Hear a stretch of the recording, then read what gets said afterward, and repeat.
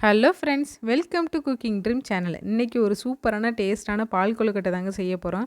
வாங்க எப்படி செய்யணும்னு பார்ப்போம். கண்டிப்பாக இது பிடிக்காதவங்க இருக்கவே மாட்டாங்க. இப்போ எப்படி செய்யணும்னு பார்த்துருவோமா? ஃபஸ்ட்டு ஒரு பவுல் எடுத்துக்கோங்க. நான் வந்துட்டு 1 கப்பு அரிசி மாவு சேர்த்துருக்கேங்க. இது வந்து இடியாப்ப மாவு, வறுத்த அரிசி மாவு எது வேணாலும் சேர்த்துக்கோங்க. எப்படி செஞ்சாலும் இதே மாதிரி செய்யுங்க, சூப்பராக வரும். இப்போ சேர்த்துட்டு இதுக்கு தேவையான உப்பு சேர்த்துக்கலாம். அப்போ உப்பு சேர்த்தா தாங்க அந்த ஸ்வீட்டை வந்து கொஞ்சம் தூக்கி கொடுக்கும். அதுக்காண்டி கொஞ்சம்னாலும் உப்பு சேர்த்துக்கோங்க. சேர்த்துட்டு இது எல்லாத்தையும் நல்லா மிக்ஸ் பண்ணி விட்டுட்டு தண்ணி சேர்த்து நல்லா பிசைஞ்சுக்கிடலாங்க. தண்ணி வந்துட்டு லைட்டாக வெது வெதுன்னு இருக்கணும். ரொம்ப பச்சை தண்ணி இருக்க வேண்டாம். லைட்டாக மட்டும் கை பொறுக்கிற சூடு அளவு இருந்தால் போதும். சேர்த்துட்டு இது எல்லாத்தையும் நல்லா பிசைஞ்சு விட்டுக்கோங்க. இதோட பக்குவம் எப்படி இருக்கணும்னா, இடியாப்ப மாவு ஒரு மாதிரி இருக்கணும். ஆனால் ரொம்ப இலக்கமாக இருக்க தேவையில்லை. ஓரளவுக்கு கொஞ்சம் டைட்டாக இருந்தாலே போதுங்க. இந்த மாதிரி கொஞ்சம் கொஞ்சமாக தண்ணி ஊற்றி ஊற்றி இந்த பதத்துக்கு ஃபுல்லாக பிசைஞ்சு வச்சுக்கோங்க. எடுத்துகிட்டு இதை வந்துட்டு குட்டி குட்டி பவுலாக வந்துட்டு உருட்டி வைக்க போகிறேங்க. சும்மா கையிலே வச்சு லைட்டாக மட்டும் உருட்டி விடுங்க. இது வந்துட்டு வெடிப்பு இருக்கணும் இருக்கக்கூடாது அப்படிலாம் அவசியம் இல்லை. லைட்டாக மட்டும் உருட்டி விட்டால் போதும். இந்த மாதிரி உருண்டை உருண்டையாகவும் உருட்டுங்க. அப்படி இல்லை அப்படின்னா குச்சி குச்சியாகவும் உருட்டுவாங்க. உங்களோட விருப்பம்தான். எனக்கு ஃபுல் அண்ட் ஃபுல்லு உருண்டையாகவே இருக்கணும் அப்படின்னாலும் உருண்டை உருண்டையாக உருட்டி வச்சுக்கோங்க. அப்படி இல்லை அப்படின்னா கொஞ்சம் நீளமாகவும் உருட்டி வச்சுக்கோங்க.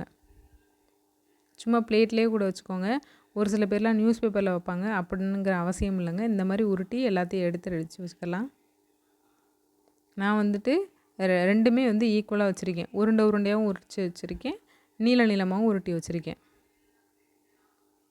பாருங்கள், இந்த சைஸில் மட்டும் உருட்டிக்கோங்க. ரொம்ப தின்னாக வேண்டாம், ரொம்ப லேசாகவும் வேண்டாம். அப்போனா வந்துட்டு மாவு வந்து கரைஞ்சி போனாலும் போயிடும். அதுக்காண்டி தான். இதை வந்துட்டு நம்ம வந்துட்டு இட்லி தட்டில் வச்சு ஒரு 5 நிமிஷத்துக்கு அவிச்சு எடுத்துக்க போகிறோம். நான் வந்து 2 இதாக வச்சுருக்கேங்க. என்னோடது வந்துட்டு இந்த மாதிரி இட்லி தட்டு. நீங்கள் வந்துட்டு இந்த துணி போட்டு அவிக்கிற ஒரே தட்டுனா மொத்தமாகவே வச்சு அவிச்சிருங்க. இந்த மாதிரி சின்ன தட்டு அப்படின்னா 2 பாதியாக 2ஆக வச்சு கூட அவிச்சுக்கரலாம். நான் வந்து ஈக்குவலாக 2யுமே எடுத்து வச்சுருக்கேங்க. இப்போ இதை அப்படியே வச்சு இட்லி தட்டில் வச்சு அவிக்க போகிறோம். தண்ணி நல்லா கொதிச்சுக்கிட்டு இருக்கு. இப்போ இதை அப்படியே உள்ளே வச்சிடலாம். உள்ளே வச்சுட்டு கரெக்டாக 5 நிமிஷங்க ஹை ஃப்ளேமில் வச்சு 5 நிமிஷத்துக்கு வச்சு நல்லா அவிச்சு எடுத்து வச்சுக்கோங்க. நான் வந்துட்டு கரண்ட் அடுப்பு அப்படிங்கிறதுனால டைமர் வச்சுருக்கேன். நீங்கள் அடுப்பில் வைக்கிறீங்க அப்படின்னா ஹை ஃப்ளேமில் வச்சு கரெக்டாக 5 நிமிஷத்துக்கு டைம் பார்த்துக்கோங்க. பாருங்கள், கரெக்டாக 5 நிமிஷம் தான் வச்சுருக்கேன். வச்சுட்டு இதை ஆஃப் ஆனோன்னே இப்போ ஓப்பன் பண்ணி காமிக்கிறேன் பாருங்கள். இப்போ ஆஃப் ஆயிடுச்சு. இப்போ ஓப்பன் பண்ணிடலாங்க. பாருங்கள், கரெக்டாக வெந்திருக்கும்.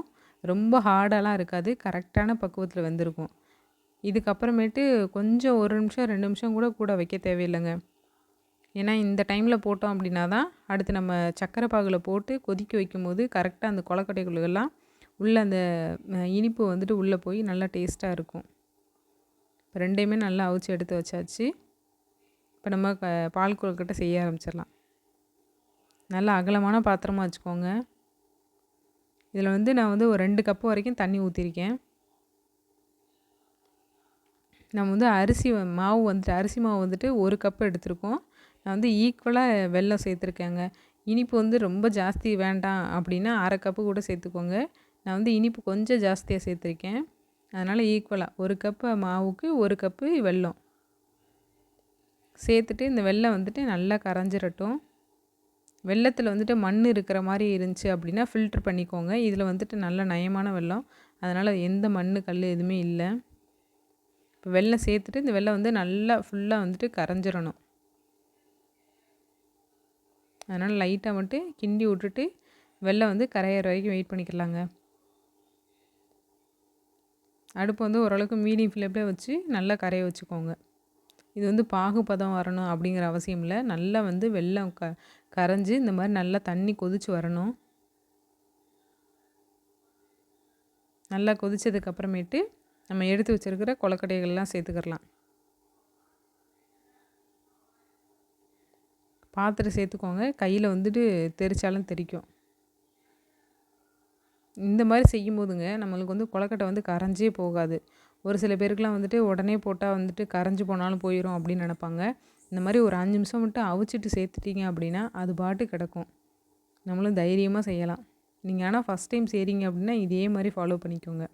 இப்போ அது கொதிச்சுக்கிட்டு இருக்கட்டும். சைடில் வந்துட்டு ஒரு 2 ஸ்பூனுக்கு மட்டும் அரிசி மாவு சேர்த்து கொஞ்சமாக தண்ணி சேர்த்து இந்த மாதிரி நல்லா தண்ணியாக கரைச்சி எடுத்து வச்சுக்கோங்க. இது எதுக்காகனா நல்ல திக்னஸ் கொடுக்கும், அதுக்காக தான். இந்த மாதிரி மாவை மட்டும் கூட கரைச்சி வச்சுக்கோங்க. அப்படி இல்லை அப்படின்னா நீங்கள் கொழுக்கட்டை உருட்டுறீங்கல்ல, அந்த குட்டி குட்டி பால்ஸாக, அதில் வந்துட்டு இதே அளவில் கொஞ்சம் மாவு மட்டும் தனியாக எடுத்து வச்சுக்கோங்க. லாஸ்ட்டாக உருட்டும் போது ஒரு 4 உருண்டைக்கு மட்டும் மாவு எடுத்துருங்க. அப்படியே பாருங்கள், இந்த மாதிரி நல்லா தண்ணியாக கரைச்சிட்டு இப்போ நல்லா கொதிக்க ஆரம்பிச்சிருச்சு. இந்த டைமில் நம்ம எடுத்து வச்சுருக்க மாவு சேர்த்துக்கலாம். அந்த தண்ணி ஊற்றி கரைச்சிருக்கோம்ல அது சேர்த்துட்டு இது எல்லாத்தையும் நல்லா மிக்ஸ் பண்ணி விட்டுட்டு நல்லா கொதிக்கணுங்க. இது கொதிக்க கொதிக்க தான் நல்ல திக்னஸ் கொடுக்கும், டேஸ்ட்டும் கொடுக்கும். ஏன்னா அந்த இனிப்பு சுவை வந்துட்டு வெல்லத்தில் நல்லா தூக்கலாக இருக்கும். அது இந்த மாவோடு நல்லா மிக்ஸ் ஆகி நல்லா கொதிக்கணும். அதனால் நான் வந்து கொஞ்சம் மட்டும் தண்ணி ஊற்றி நல்லா கொதிக்க வச்சுக்கிறேன்.